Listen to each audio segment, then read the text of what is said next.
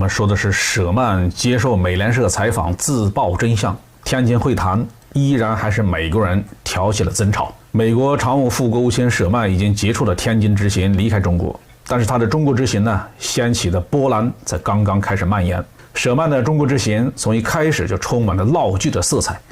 美国首先通过香港的《南华早报》等媒体放出话来，说舍曼的亚洲之行将要包括中国，但是很快美国白宫发言人就否认了这个说法，说舍曼不会访问中国。接着美国媒体就开始猜测舍曼不访问中国的原因，声称中国指派副部长谢峰与他在天津见面是一种怠慢和羞辱，美国绝不接受。但是没过几天呢，美国政府又宣布舍曼要来中国，事情反反复复，自然是中国对美国的所作所为不满了，要美国的好看呢。到了这个时候，美国仍然不改傲慢的态度。7月21号，美国国务院发言人普赖斯仍然高调宣称，舍曼将从实力的地位出发，飞往中国会谈。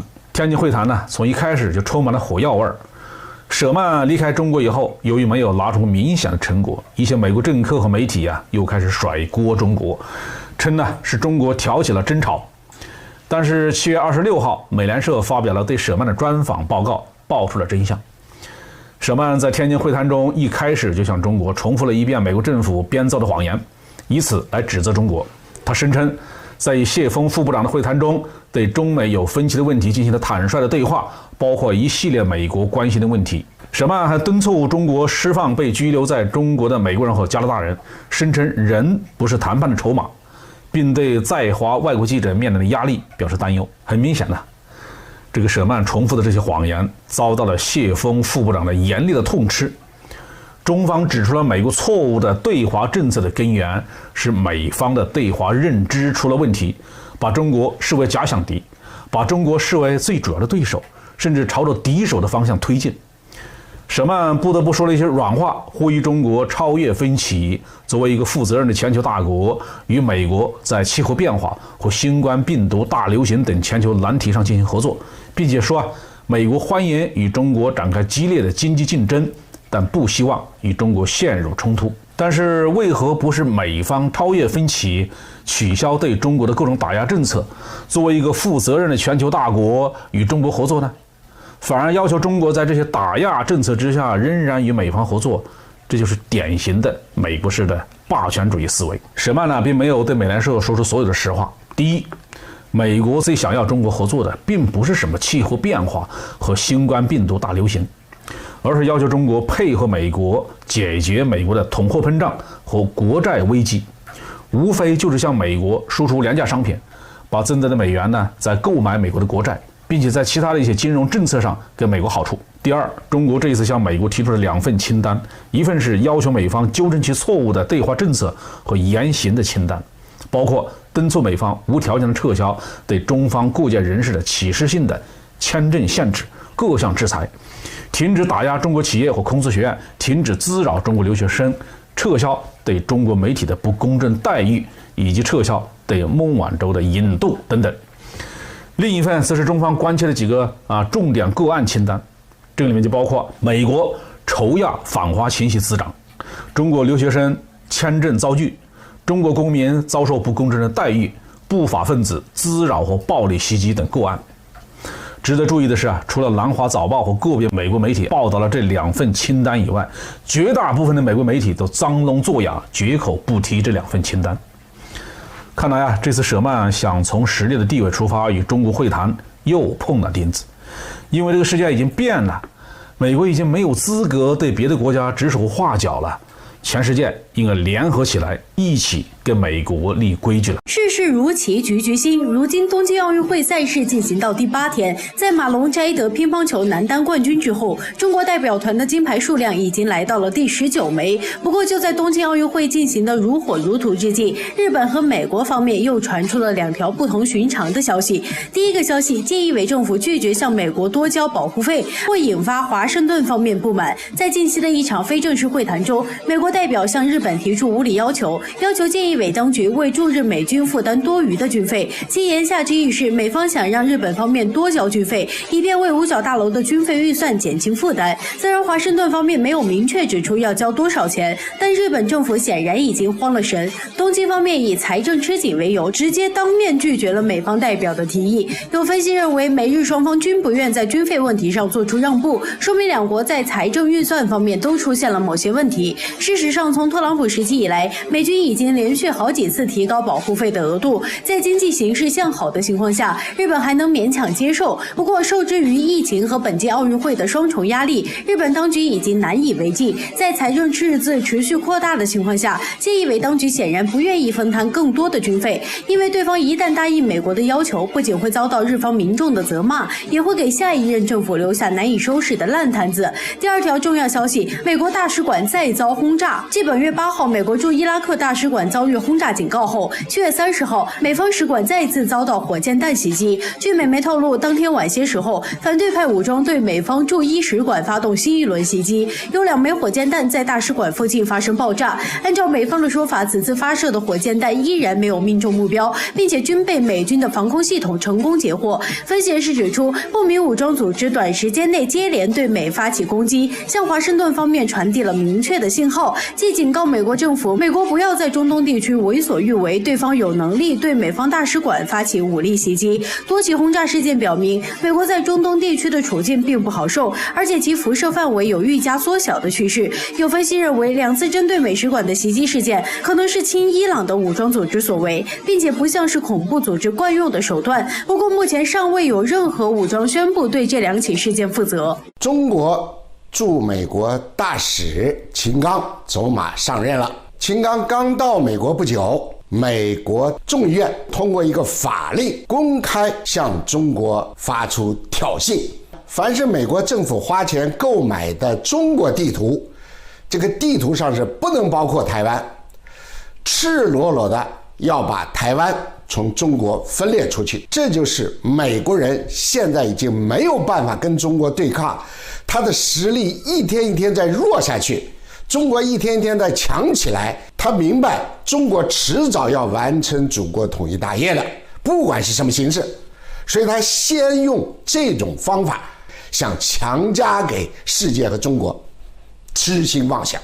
现在你发现美国人做的好多事情都是在气中国，挑衅中国，因为他实力上他没办法了。因为我们老说弯道超车，最近有一组数字特别有趣，美国刚刚公布了上半年的经济数据，我拿这些数据给大家看一下，大家就明白好多道理了。我们先说它的经济增长，它上半年的经济增长是 6.2%， 我们中国上半年的经济增长 GDP 是 12.7%， 这就是说中国依然速度很快，证明中国在抗击疫情方面是非常有成效的。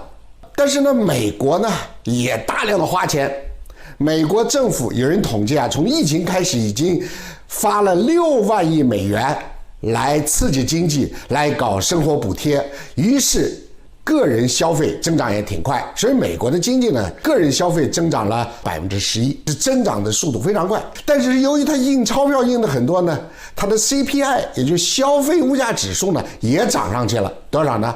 6.5%。那没有比较就没有鉴别。那么中国的 CPI 是多少啊？中国才 1.1%， 但是我们中国的消费增长也非常快，中国是 23%。为什么？中国人爱下饭馆。好了，那么美国人也爱下饭馆，但是他呢好像花钱的方式跟我们不太一样。他对这个吃的质量不太在乎，他吃个面包抹点黄油就行了。那么还有一个经济数据很有意思，失业率。美国的失业率呢是 5.9%， 中国是5%，同时期的。但是呢，美国人的储蓄率降低了。什么叫储蓄率呢？就你总的存款在这个 GDP 的比重，美国储蓄率降到 11%， 中国储蓄率是世界上最高的一组国家，特别爱存钱。不仅是中国人，只要流的华人血的人种，你看，比如说新加坡也是世界上储蓄率比较高的。那么中国现在储蓄率已经降下来了，降下来，中国的储蓄率依然非常高，多多少呢？40%以上。还有一个很有趣的事儿，就是 GDP 总量。大家知道，去年2020年年底，中国的 GDP 总量呢是美国的70.3%。当时的情况就是美国是20.9万亿美元，中国呢是14.7万亿美元，就等于中国占到美国经济总量的70.3%。那么半年的数据出来以后呢，现在中国的 GDP 是53.2万亿人民币，折合成美元呢就是8.2万亿美元。而美国上半年的 GDP 呢是11万亿美元，这个比例就发生变化了。中国已经从年初的占美国 GDP 总量的70.3%，现在涨到74.3%，半年涨了4个百分点。这叫什么？这叫弯道超车。所以不管美国政府也好，国会也好，什么机构也好，折腾中国是根本无法阻挡中国前进的道路和前进的速度。我是中国公民，北京市民，北京市东城区居民司马南。关于新冠病毒溯源工作，美国最近拉着一帮小兄弟胁迫谭德赛世卫组织总干事跟中国过不去，要到中国来上门寻衅，扬言说这叫第2阶段病毒溯源。但是呢，没想到啊，气势汹汹打上门来的美国后院着火了。今天这个新闻高度重要，解读这则新闻是一段时间以来我们破解美国呢对在病毒溯源问题上跟中国攻击。我跟你说，今天这则消息，那美国人如果你不给一个彻底的交代，好好做个解释的话，那这件事情在全世界没办法过去。未来的历史要重重记一笔，美国人自己原来你是这样的呀，现在路径已经非常清晰。今天我读《科技日报》，这是中国科技界的最大一张报纸。欧洲人发现新冠病毒来自美国，震惊了吗？说得更确切，欧洲人发现新冠病毒来自德特里克堡。德特里克堡什么地方？德特里克堡是美国军方的一个病毒实验室啊。大家知道，本月早些时候啊，英美的媒体都报道说，意大利、荷兰有2个实验室对少量的新冠的疫情爆发前采集的血液样本进行了重新检测。这事儿细节非常重要，大家听清了，是本月就是7月份早点时候，英美的媒体普遍报道：1. 意大利，2. 荷兰，2个实验室对少量的新冠病毒爆发之前采集的血液样本进行了重新检测，结果有重大发现。就通常在新冠病毒感染者体内出现的抗体，居然在新冠疫情之前的这血液样本里发现了，这不应该呀，你知道吧？你发现了在新冠病毒感染者体内出现了这种抗体，这太邪门了。意大利米兰国家肿瘤研究所科学主管叫乔瓦尼·阿波罗，他呢认为说，这个结果呀，说明了一个大家长时间困扰大家的一个问题。这个结果说明，在意大利新冠病毒有可能早在公认的那个爆发的时间点之前就已经在一定限度之内传播了。新冠病毒没开始之前，它已经在传播了。这事儿大了，姿势体大。这新闻消息源是哪儿的？可靠吗？我告诉你，消息源如果有问题，这件事儿那是假新闻了。但是这个消息源因为涉及到新冠病毒的来源，引发媒体特别强注，特别是美国的世界新闻网报道了这件事之后，所有的媒体大家都伸长脖子啊，居然有这事儿啊！德特里克堡，世界新闻网最新报道说，正是2019年美军通过血液项目将新冠病毒带到了欧洲，然后进入意大利。美军基地有一些平民志愿者成了最早的受害者。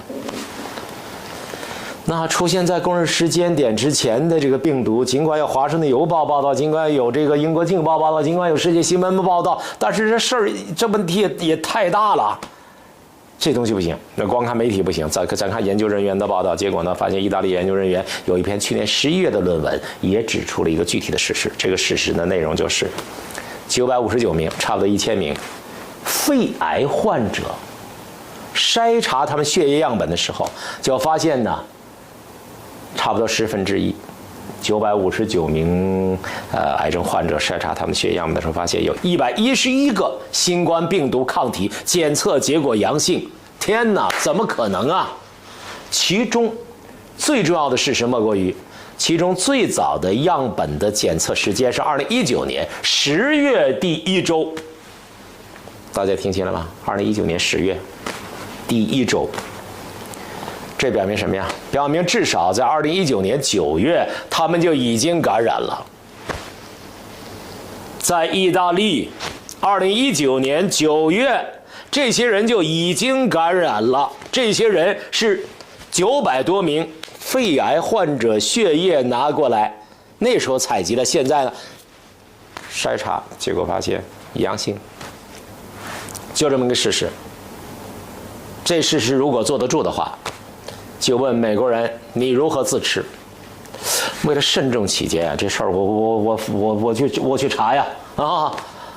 说会不会有误差呀？这些报纸倒是世界范围之内的，这些报纸联合作假，不可能；这些研究所联合作假，不可能。会不会有检测误差呀？这事儿必须得认真对待啊！那当然，结果这事儿就捅到哪儿去了？捅到世卫组织了。世卫组织已经介入了。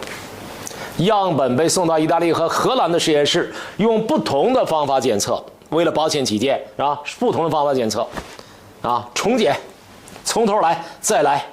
这2家实验室啊，重新检测了29份原始样本和对照样本，在原始样本当中，都观察到了新冠病毒抗体。现在说的每句话都很重要。而且2个实验室都检测到了抗体的样本当中最早采集于2019年10月。2019年10月他已经出抗体了，2019年9月他已经发现了。所以科学家对英国媒体啊《金融时报》说，2020年不是意大利一度相当厉害吗？病例激增。啊，现在找到解释，原来在这儿呢。2020年意大利病例激增的情况，就因为呢，事实上在意大利，新冠病毒很可能以某种更早的形态，早就叫悄悄的传播啊，只不过没有大规模的爆发。当然，2020年还是啊集中爆发，意大利当时一塌糊涂啊。那病毒哪儿来的呀？现在业已查清，路径非常清楚，来自于德特里克堡。德特里克堡怎么能出这个东西呢？现在业已查清，来自于德特里克堡的医疗废物、医疗垃圾。这病毒来自医疗垃圾？世界新闻网报道认为，传播的路径啊，可以追溯到美国的德特里克堡的实验室。时间是2018年4月。2018年4月呢，大家知道德特里克堡关闭了啊。关闭了焚化炉。焚化炉以前医疗垃圾是高温烧的，美国人地主家也没有余粮啊，地主家缺钱呐，我这个军方去燃就关闭了处理医疗垃圾的焚化炉，为了省钱。然后怎么处理这垃圾啊？你既然是你不烧了，对不对？焚化炉关了，那从那以后，这种医疗这个垃圾，生物武器垃圾啊，你知道？这个德特里克堡它是生物武器级别在内的大量的医疗垃圾，销毁工作，那这只好那不焚烧，那就得想办法掩埋啊，或者怎么样。这事儿谁负责呢？马里兰州巴尔的摩一家私人公司处理这事儿的公司呢，名字叫柯蒂斯湾医疗服务公司。市场化，你瞧人家市场化，对不对？德特里克堡里面有各种各样可怕的这个细菌的，就研究生物武器的。好，叫一家私人公司处理。私人公司如果负责任，那也很好，对不对？那就像日本这个福岛核电站私人公司，表面上跟你说的一大堆，你为了省钱，你关了这个焚烧炉，人家公司就不省钱吗？公司也省钱。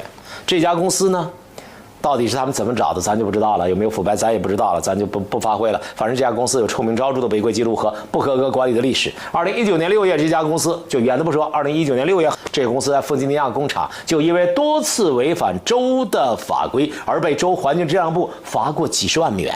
这可不是小事儿啊，几十万美元，一个收垃圾的被罚几十万美元，你说他犯了多大的错？有人举报说，在地板上大量的积水中，生物武器级别的那种垃圾就这么随意堆放，他们的员工不穿任何防护设备，就这么豪横啊！人家不怕什么生物武器，不怕，人家不知死，还是你没告诉他实情啊？干活的人知道不知道这是武器级别的生化武器的垃圾啊？2020年1月的时候，德特里克堡驻军的指挥官叫德克斯特纳什么利，他是个上校，他公开承认说，在建造新的焚化炉之前，陆军及其实验室这些年来一直就没有办法控制从使用到销毁的材料。里边的人说了，他那个为了省钱现在不焚化了，交一个私人公司来处理。但是私人公司怎么处理是超出我们的控制范围的是失控的。那问题来了，正因为这样，所以可疑的病毒完全有可能有机会在德特里克堡内外的军事人员当中广泛传播。那现在有个问题出来了，什么样的病毒啊？这到底什么样的病毒？这里面到底什么样的病毒啊？让我们看看德特里克堡内外传播到底是个什么样的东西。美国现在又来一张报纸这是美国军事时报，他们曾经想了解这件事儿。那他们说，我根据自由法案，我向你索取美国疾控中心的调查报告。但是对不起，美国疾控中心关于这个事情的调查报告，其中很多关键内容已经被删掉了。不是迷信美国新闻自由吗？你想知道事儿不让你知道，但是就剩下的部分，余下的残留的部分，美国军事时报发现德特里克堡生物实验室对待生物制剂和毒素的态度原来是这样的，真是后怕呀。比方说一大堆这个美国疾控中心检查的它违规列表，比方一项标注为严重违规的行为是人员在没有进行呼吸保护的情况之下进入实验室。还有一个呢，是实验室里边呢，很多人正在对非人灵长类动物进行手术猴子或者猩猩或者类人猿或者是什么金丝猴，不知道什么东西，反正对非人类灵长动物进行手术。这个违规的行为导致实验人员呼吸系统直接暴露于特定制剂的，有个词儿最近流行叫气溶胶，这是美国疾控中心检查到的这德特里克堡处理这个东西违规的情况此外，已经感染病毒的非人灵长类动物就被简单的关在笼子里边，多名人员不佩戴任何的保护这个装置就直接进了实验室。还有第四，有一些人在处理这个生物危害性废物的时候，医疗垃圾的时候根本不戴手套。还有工作人员转移有害生物废料的时候打开了高压灭菌室的门，增加了严重受污染空气从房间到高压灭菌室的这个风险。而灭菌室的人都没带呼吸防护设备。这还不算，除此之外，实验室呢建筑物外表没有密封，天花板和生物安全柜都有缝隙。这人员在执行呢生物安全和控制措施的时候出现系统性失败。你瞧瞧，这简直是根本就没按照操作规程，就一切都胡来呀！但是武器级别的医疗垃圾都在里边。美国疾控中心不让你知道，理由是国家安全为由国家安全委要拒绝披露更多的细节，这些是小不然的，疾控中心认为也没关系的，小的那些关键内容全部都删掉了。美国军事时报也弄不到。那好了，说了半天大家一定着急了吧？那病毒怎么跑到欧洲去了？告诉你，病毒是搭乘美军的这个飞机过去的。美军血项目呢飞到欧洲去了。美国呢，武装部队有个血项目，这个血项目是美军业已形成的比较完善的叫血液保障体系，活跃多年的美国海外武装部队的官方血液供应渠道是这样的，美军全世界都有，全世界驻军，对吧？到处打仗，所以呢，它的鲜血的供应是变成了一个非常重要的项目。因此，在这个项目当中，国家中心地区，华盛顿特区啊、马里兰呢、弗吉尼亚军事基地在这一带采集血样，然后这个地方就包括德特里克堡、安德鲁斯联合基地，然后呢，这个机构每2周就把这个采集的血样呢送到英格兰、送到意大利、送到欧洲空军基地。那血液运输有要求啊，要求是3天之内完成所有的程序环节，保持冷链运输，那是必须的，对不对？那到这儿，被感染的美军或者冷链血包上的病毒就顺利的通过这一套运输体系，就到了欧洲，渠道是这样。再往下说，到了2019年8月，意大利呢有个大区的美军基地，招募当地平民志愿者，干嘛呀？有3万多美军在世界范围之内，美军自杀呀！你想过吗？美军有3万多大兵自杀。这比同时间之内战争死的人要多得多。为什么？想不开，没有目标感，觉得活着没劲，然后心里又有问题，环境变化，现在不舒服，没劲，酗酒，睡不着觉。那好，为了解决这个问题，美军里边就要提供心理咨询师。美军心理咨询师不够，据说美军里边还有牧师，牧师解决不了他要死的事儿，那怎么办？那在当地招募志愿者，为美军提供心理教育服务，就来了一大堆心理咨询师。谁能想到这些为美军提供心理咨询师的人，他的心理问题解决没解决不知道，反正你的新冠病毒问题中招了。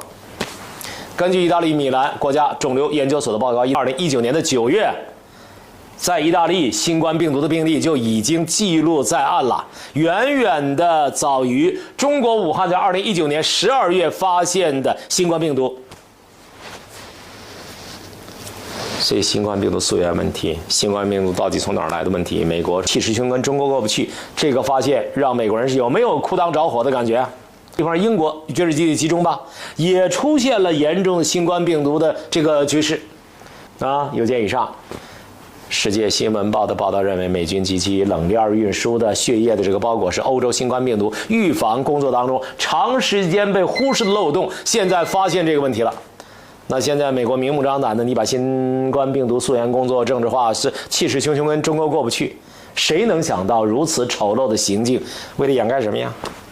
难怪美国政客前一段时间一直说，对美国的病毒溯源工作，然后跟美国过不去，这事儿绝对不行的话，你要弄的话，就相当于打开了满是虫子的瓶子罐子。美国人自己是知道的，至少疾控中心他是知道的。原来在这种丑陋行径的背后，还有这样的令人震惊的隐情。大家可以想想，德特里克堡既然有这样的事情，既然在美国媒体已经公开报道了，那如果这件事情最后被坐实，那接下来还需要新的证实、新的材料，那美国他们会怎么解释这件事情呢？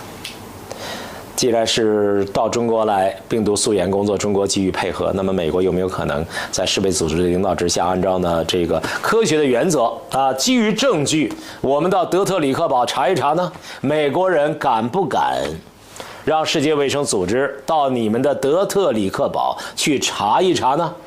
这期节目实在是太重要了，关于新冠病毒，自从司马南频道开播以来，我们说了多少新冠病毒的问题？这期节目我以为最重要，因为这期节目呢，现在有个巨大的问号在这儿，以后我们还会说到这个问题的。关于欧洲病毒来自德特里克堡这个事儿呢，有人呢可能会有这样的想法，说有没有可能反转呢？结果闹了个乌龙啊！现在呢新闻呢反转很常见呢，不是没有可能的，一切皆有可能。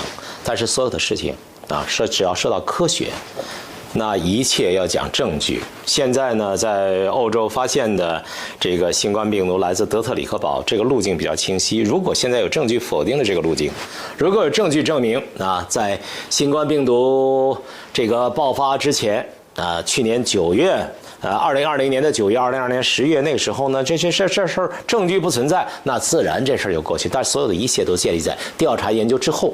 美国政客对这件事情采取讳莫如深的态度，用一句我们这个年纪的人比较熟悉的话说，那叫做手段的卑鄙证明了目的的卑鄙。我希望美国政客能够用你们那种的手摸着圣经的那份诚实告诉我们，你们没有撒谎。